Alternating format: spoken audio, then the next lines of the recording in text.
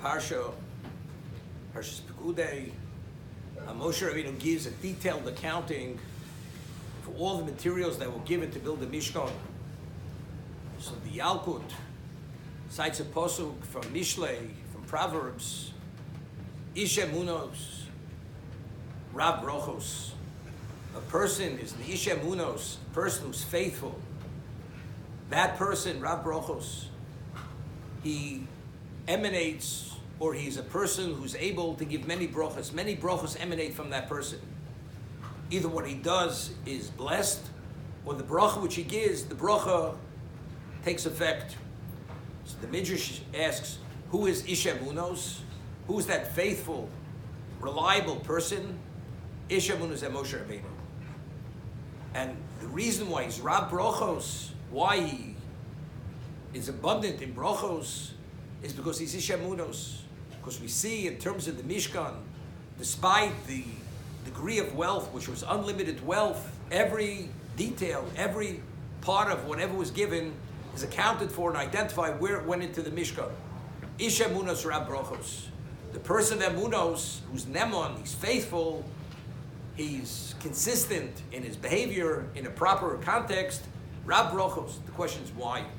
Why is the Ish Emunos Rab Brochos? The Moral tells us regarding the posuk Atem Tzikim Hashem Elokeichem Chaim Kulchem Hayom, that if you dovik, if you cleave Hashem Elokeichem, then Chaim Kulchem Hayom, then you live eternally.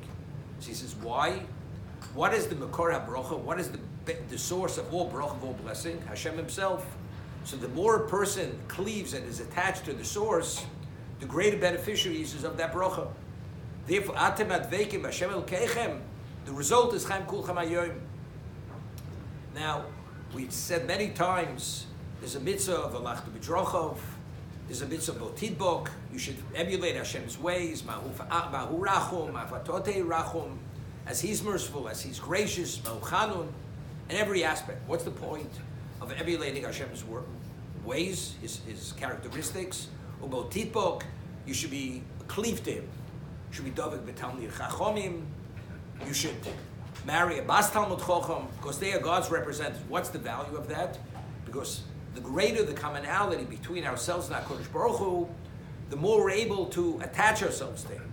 So therefore, by assuming His characteristics, His midos, we're able to assume that commonality. Therefore, there's a greater compatibility between ourselves and HaKadosh Baruch Hu. That's the reason.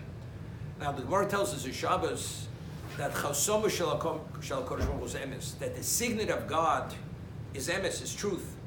So the more a person is truthful, emes in the absolute sense is HaKadosh Baruch Hu. So if you assume that posture of emes, so the same idea, then automatically you're Rab Brochos. HaKadosh Baruch Hu is what? Is the source of all bracha. Everything emanates from Him, as the kavana of Baruch Ato Hashem.